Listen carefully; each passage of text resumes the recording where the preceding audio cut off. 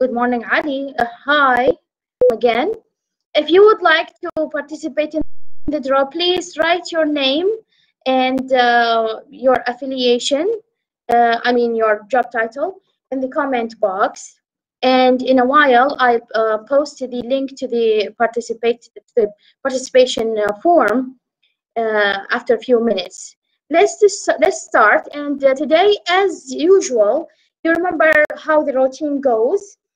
First, we discuss a book, which is a selection by Language Center, and then we proceed in discussing some of the books suggested by some of the Western sites. Sometimes I chose BBC Culture, but this month I chose another site. There are many suggestions for September, but I selected only 6 books to discuss this month. Again, if you have any book to tell us about, a story of a book you have read, whether this month or in the past, you are welcome. If you have any comment or question, just stop me and then tell me what you want to say. If you have any comment about the books we are discussing, also you are welcome to say anything you would like. To start, Language Center selected a book called Chestnut Street. And sorry, I think I didn't share the screen with you. 1 minute. Oh, no, I'm sharing it. Sorry. Okay, so the book for this month, it's called Chestnut Street, and it's written by Maeve Binchy. This book, in fact, is a selection of, or it's a collection of short stories. Over the years, Maeve collected observations from her life as a journalist and a novelist in Dublin and London. She created stories involving fictional Chestnut Street in Dublin and put them in a drawer for later. As the decades passed, these became a record of Ireland's changing society. After her death, her husband and her publisher presented Maeve's last gift to her readers. It's witty, it's wicked, it's weepy at times, and it's a great dip into fun. The stories included several characters. One of them was Kevin. He's a taxi driver and has an excellent story of his own, where he's witnessed the sad end of a marriage.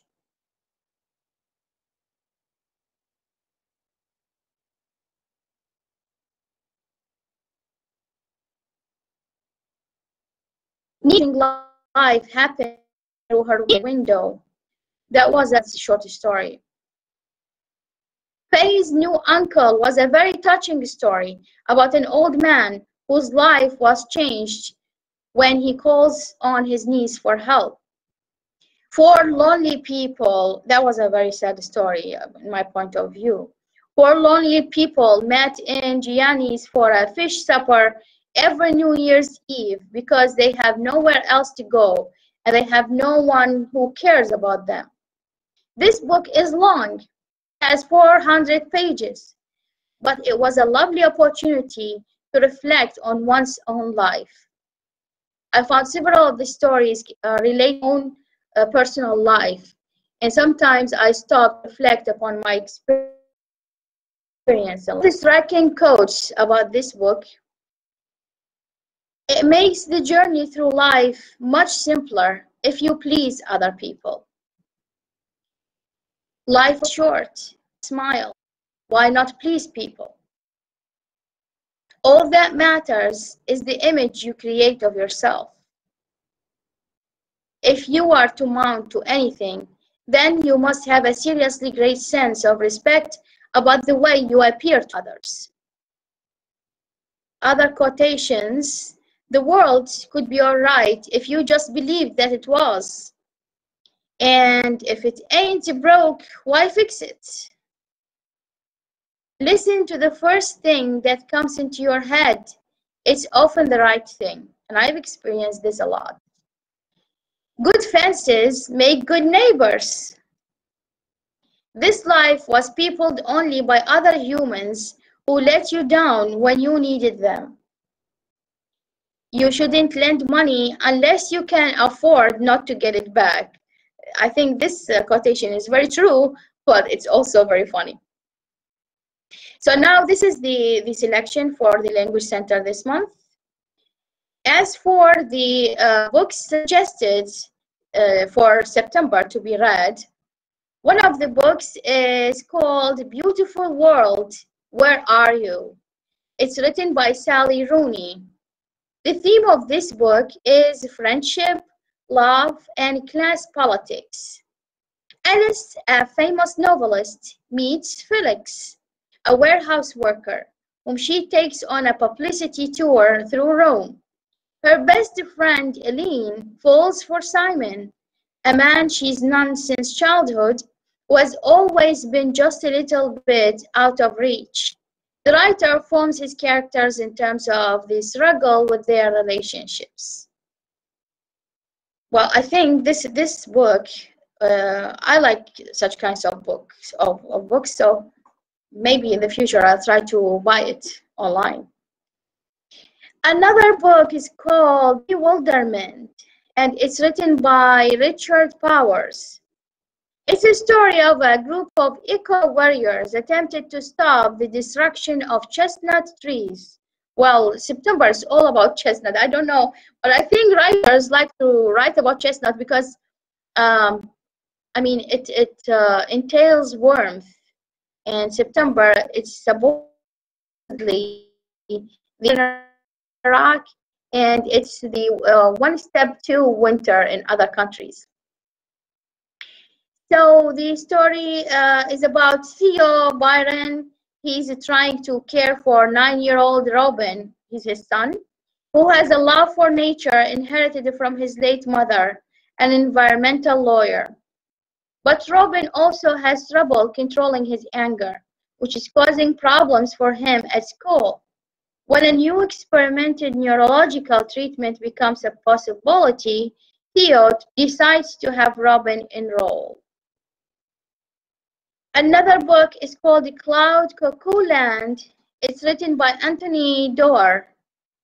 5 desperate characters, Anna and Omer, 2 young children witnessing the fall of Constantinship in 1453. Seymour and Zeno, whose lives intersect during an attempted bombing at a library in present-day Idaho. And Constance, a 14-year-old living on a spaceship drifting through the cosmos on a centuries-long voyage. Though these characters' lives are separated by time and space, they are unified by an ancient Greek fable and the enduring tradition of storytelling. The novel operates as a series of independent character studies. And while I'm reading, take the time and go to Google Forms to fill out the attendance sheet. The link is on the comment box. Thank you. Another book is entitled A Calling for Charlie Barnes. It's written by Joshua Ferris.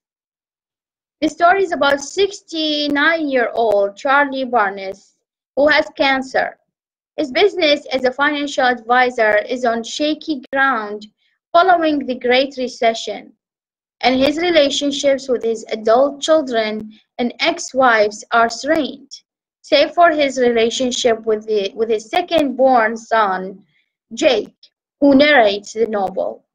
Jake paints a compelling portrait of a man born in Illinois at the turn of the century, always trying to start a new business, and a cheater and a less than ideal father. But his declining health, his father's declining health, compels Charlie to make amends. Another book is called The War for Gloria. It's by Atticus Lish. 15-year-old Corey's mother, Gloria, is diagnosed with ALS, and his danger. By the way, when I read the name of the character, I thought she's a girl, but it turned out that he's a boy. Anyway, Christina's father, Leonard, told over Corey's teenage years The War for Gloria begins as a narrative about confronting mortality and the fragility of life. Gloria uses an infinite level of detail to describe making ends meet as a single mother, life in crummy apartments, and the connections one makes in the working-class Boston suburbs. Another book is called, hold on 1 minute,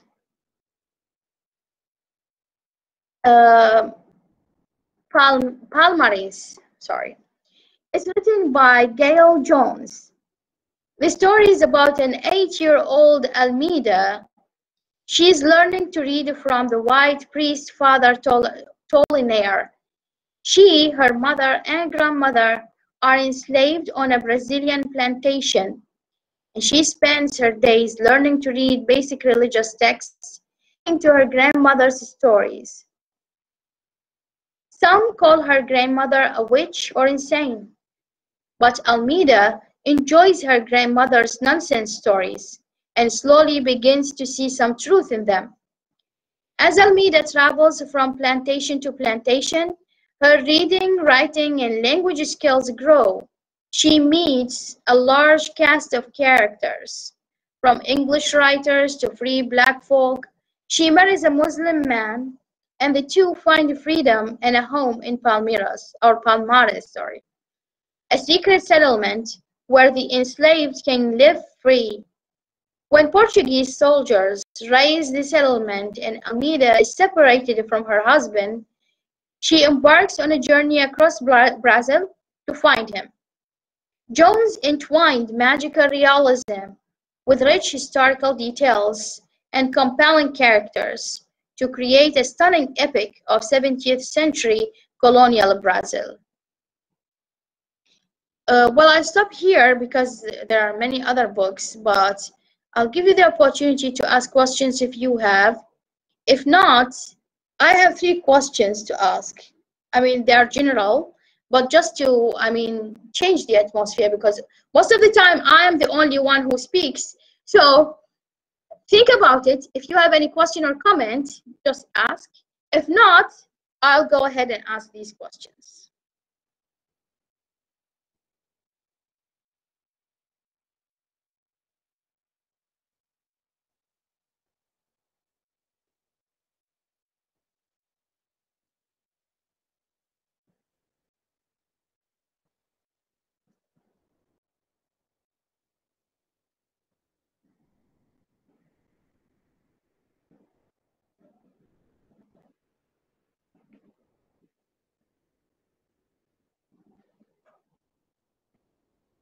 Okay. And by the way, anyone who would like to enter the draw to win the book, write your name in the comment box. Don't forget that.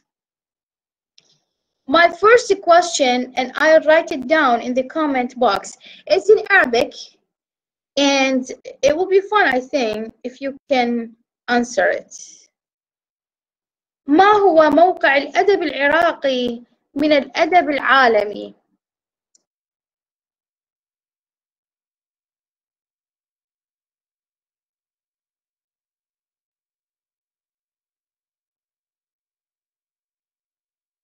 Think about it. Another question is, ما هي الأغراض التي يجب أن يخدمها الأدب العراقي بالنظر إلى الوضع الحالي في العراق؟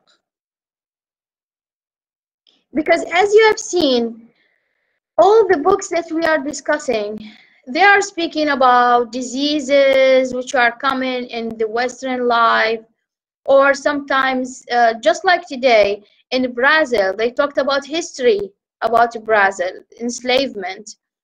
Sometimes they talk about, just like today, also we discussed a book about nature, people who care about nature, and the struggle they face when people try to cut trees or something like that. So think about answers to these questions.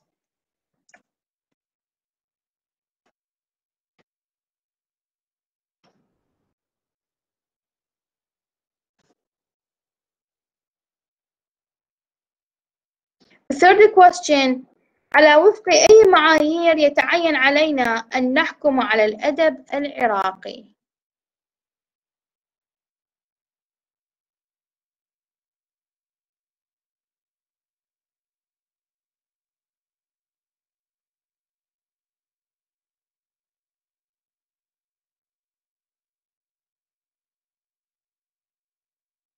Don't forget to fill out the form for the attendance sheet. And if you would like to enter the draw to win the book for this month, write your name in the comment box. If you have any thoughts about the 3 questions I posted, please share them with us.